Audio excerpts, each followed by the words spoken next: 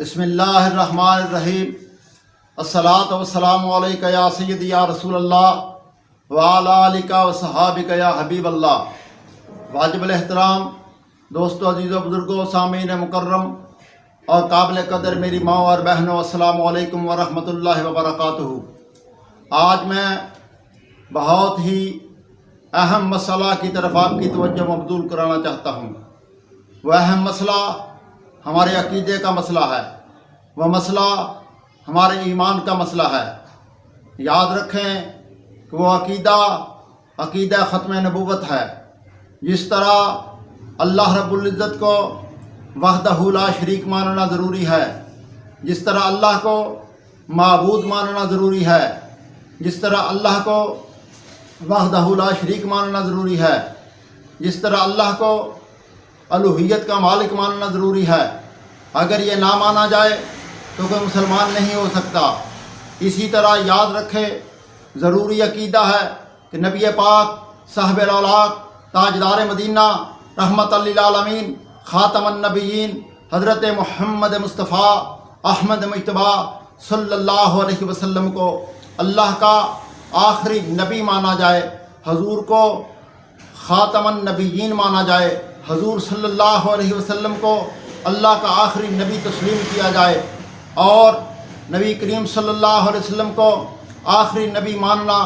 یہ ہمارے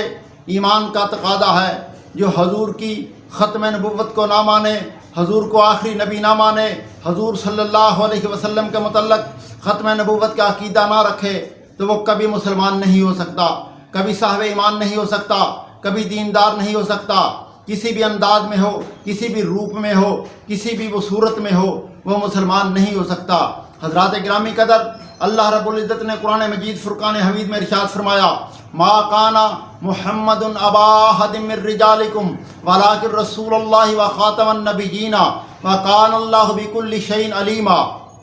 کہ حضرت محمد مصطفیٰ صلی اللہ علیہ وسلم تم مردوں میں سے کسی کے باپ نہیں ہیں، اور فرمایا وَلَٰكِن رسول اللہ و خاتم النبیین،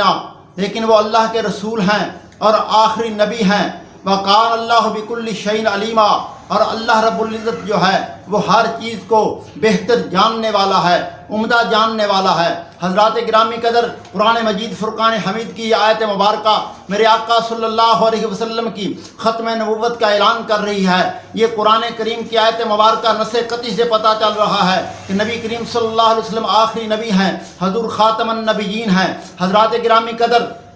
میں اس موقع پر یہ بات بھی آپ کے گوش گزار کرنا چاہتا ہوں، پوری توجہ کے ساتھ سماعت فرمائیں۔ ہوتا یہ ہے، آج ہمارے سادہ لوگوں کو، نوجوانوں کو ورغلانے کے لیے جو قادیانی ہیں، جو ختم نبوت کے منکر ہیں، وہ کہتے ہیں دیکھیں جی، آپ کہتے ہیں خاتم النبیین کہ حضور صلی اللہ علیہ وسلم کے بعد کوئی نبی نہیں ہے، حالانکہ آپ لوگ یہ کہتے ہیں، کسی کو کہتے ہیں خاتم الحفاظ، کسی کو کہتے ہیں خاتم المحدثین، یعنی کہتے ہیں کہ امام جلال الدین سیوطی کو تم خاتم الحافظ کہتے ہو، خاتم الحفاظ کہتے ہو، اور حضرت شیخ عبد الحق محدث دہلوی رحمۃ اللہ تعالیٰ علیہ کو خاتم المحدثین کہتے ہو۔ اگر ان کے بعد کسی کو حافظ کہا جائے تو ان کی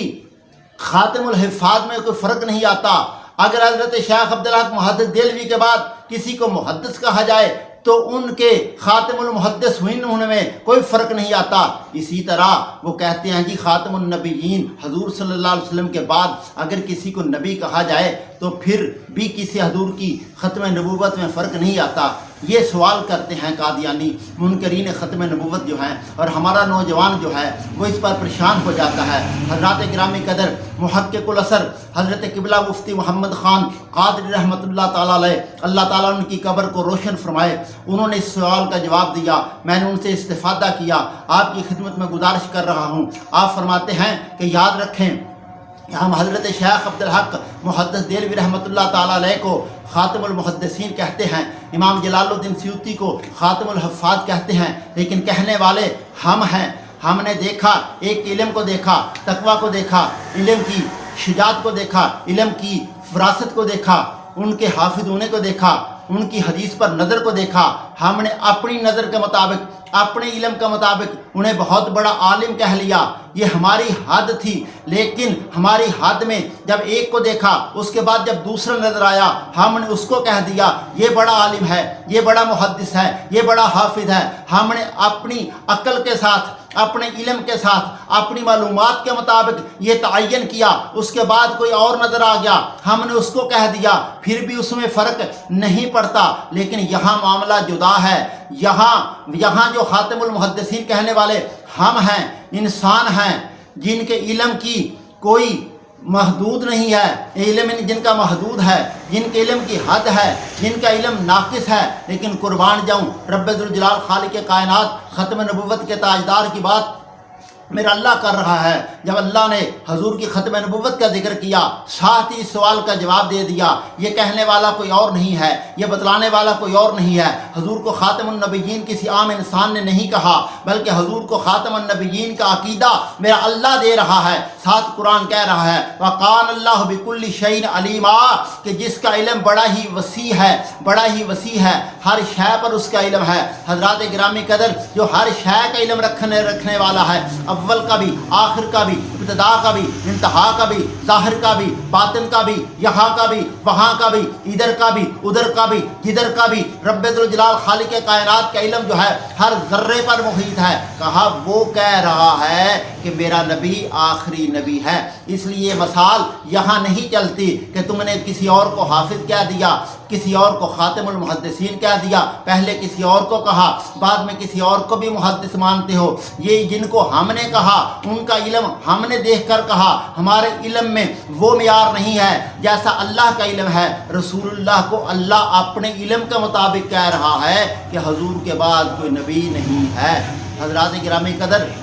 آقا صلی اللہ علیہ وسلم خاتم النبیین ہیں، تاجدار ختم نبوت ہیں۔ جو حضور کی ختم نبوت کو نہ مانے، حضور کو آخری نبی نہ مانے، حضور صلی اللہ علیہ وسلم کے بعد جو نبوت کا دعویٰ کرتا ہے، جو اس کو مسلمان مانتا ہے وہ بھی، اور جو حضور کے بعد کسی کو نبی مانے وہ بھی مسلمان نہیں ہے۔ جس طرح توحید کو ماننا ضروری ہے، اس طرح حضور کو آخری نبی ماننا ضروری ہے۔ اللہ تعالی ہمیں اس عقیدے پر قائم اور قائم رکھے، آمین ثم آمین۔